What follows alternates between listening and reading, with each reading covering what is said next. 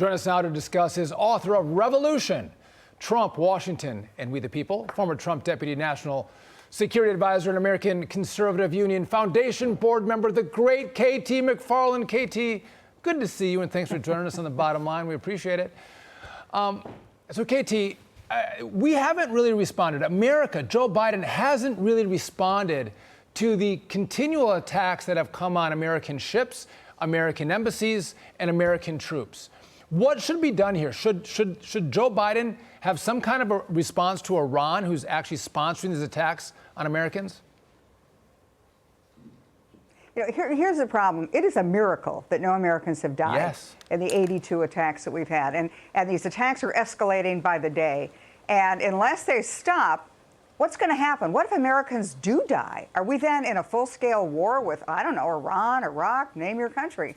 The problem that the Biden administration has, they've let it go on so long, but they got to respond now. And I would suggest they do several things. Number one, they know where these missiles are coming from, whether they're coming from the Houthi rebels or whether they're coming from Syria or whether they're coming from inside of Iraq.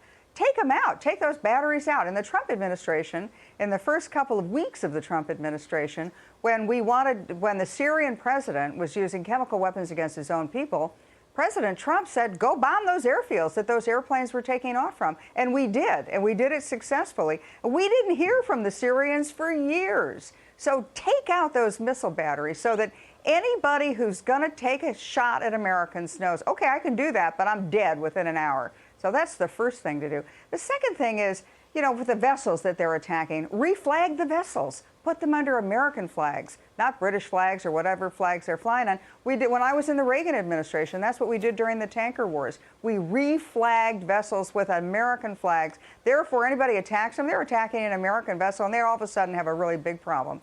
And then finally, we're giving a lot of aid to these countries. Why don't we go to the country's leaders and say, look, you want American money? You better go find out who's doing these attacks against American people, or we're out of here. Not a nickel more for you. And certainly, as this escalates, it's a terrifying thought. But in a couple of weeks' time, we could have Americans dead. And that's the last place we want to be, is in another shooting war in the Middle East.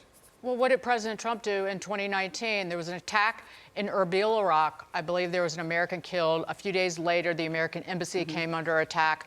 The president was woken up in the middle of the night by General Kellogg and Robert O'Brien, and he said, who is it? And he said, it's Soleimani. And he said, get him. He was taken out 2 days later, and the message was sent to the supreme leader, you're next. I have your phone number. I know where you live. That was the message to all of the mullahs. And Joe Biden can't even stop the export of oil out of Iran. It can be stopped. He refuses to stop it. He refuses to stop funding the terrorism that is the funding the terrorism and the money that's being used to attack American assets. KT, we want to get your take real quick on this as well. Earlier today, the United States vetoed a shameful United Nations Security Council demand for an immediate ceasefire in Gaza. But a ceasefire will aid and abet the terrorists. And again, there's still hostages that need to be returned.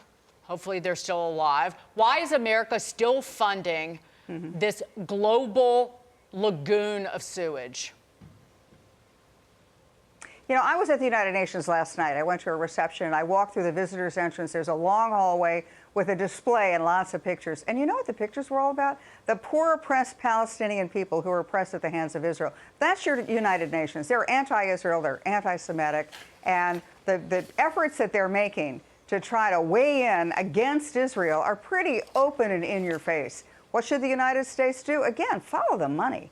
We have an awful lot of money we're giving to these organizations, and we ought to be able to say to them, look, we don't believe that this anti-Israeli attitude of yours is going to work, and we really want Israel to finish the job. They're going to finish it quickly. They're going to finish it effectively. And if you really want peace in the Middle East, let Israel take out Hamas, because Hamas is challenging and threatening to its own people, to the Palestinian people. Hamas is killing the Palestinian people. Hamas is the organism, the cancer in the Middle East that all of the Arab countries want taken out. So take them out, finish the job, and then let's have a much more peaceful Middle East. Much more peaceful Middle East. KT McFarland, always a pleasure. Thank you for being with us. We appreciate it.